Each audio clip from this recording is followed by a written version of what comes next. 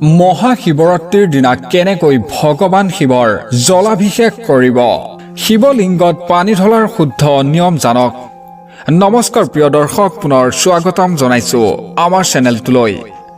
যদি এতিয়ালৈ চেনেলটো ছাবস্ক্ৰাইব কৰা নাই তেনেহলে চেনেলটো ছাবস্ক্ৰাইব কৰিব, লগতে ভিডিঅ'টো লাইক কৰি দিবলৈ নাপাহৰিব। তেন্তে বলক দৰ্শকসকল, ভিডিঅ'টো আৰম্ভ কৰোঁ।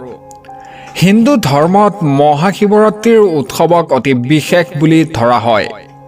মহাশিৱৰাত্ৰিৰ দিনা শিৱলিংগৰ জলাভিষেক আৰু ৰুদ্ৰাভিষেক কৰা নিয়ম আছে।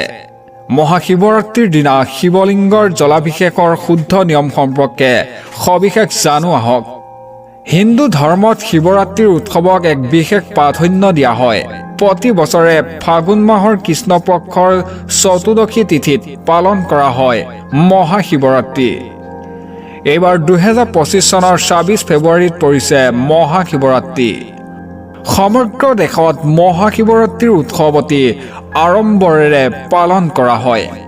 ধৰ্মীয় বিশ্বাস অনুসৰি মহাশিৱৰাত্ৰিৰ দিনা ভগৱান শিৱ আৰু মাতৃ পাৰ্বতীৰ বিবাহ সম্পন্ন হৈছিল।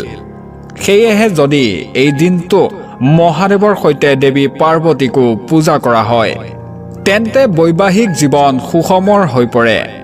একে সময়তেই অবিবাহিতৰ ছোৱালীয়ে নিজৰ পচন্দৰ জীৱনসংগী লাভ কৰে। মহাশিৱৰাত্ৰিৰ দিনা ব্ৰহ্ম মুহূৰ্তৰ পৰা নিশালৈকে ভগৱান শিৱক পূজা কৰা হয়। শিৱৰাত্ৰিৰ দিনা শিৱলিংগৰ জলাভিষেক আৰু ৰুদ্ৰাভিষেক কৰা নিয়ম আছে। এটা মহাশিৱৰাত্ৰিৰ দিনা জলাভিষেক বা ৰুদ্ৰাভিষেক কৰিলে নিজৰ আকাংক্ষিত কামনা পূৰণ হয়। মহাশিৱৰাত্ৰিৰ দিনা শিৱৰ জলাভিষেক কৰি থাকোঁতেই কি নিয়ম মানি চলিব লাগে এই প্ৰতিবেদনৰ জৰিয়তে জানো আহক। শিৱৰ লিংগত পানী আগবঢ়োৱাৰ নিয়মসমূহ কি আপোনালোকক সবিশেষ জনাই আছো। মহাশিৱৰাত্ৰিৰ দিনা শিৱলিংগত পানী ঢালিবলৈ সোণৰূপ, পিতল বা তামৰ পাত্ৰ ব্যৱহাৰ কৰিব লাগে। ষ্টিলৰ পাত্ৰ লৈ কেতিয়াও শিৱলিংগত জলাভিষেক কৰা উচিত নহয়। আৰু 2 নম্বৰতে হৈছে ধৰ্মীয় বিশ্বাস অনুসৰি শিৱলিংগত তুলসী আৰু হালধি আগবঢ়োৱাৰ নিষিদ্ধ বুলি বিবেচিত হৈছে। এনে পৰিস্থিতিত শিৱৰাত্ৰিৰ দিনা ভুলতেও এইবোৰ বস্তু শিৱলিংগত আগবঢ়োৱা উচিত নহয়। আৰু তৃতীয়তে হৈছে শিৱলিংগৰ জলাভিষেক কৰি থাকোঁতে পূব দিশত থিয় হ'ব নালাগে। ইয়াৰ লগতে পশ্চিম দিশত থিয় হৈ শিৱলিংগত পানী আগবঢ়াবও নালাগে।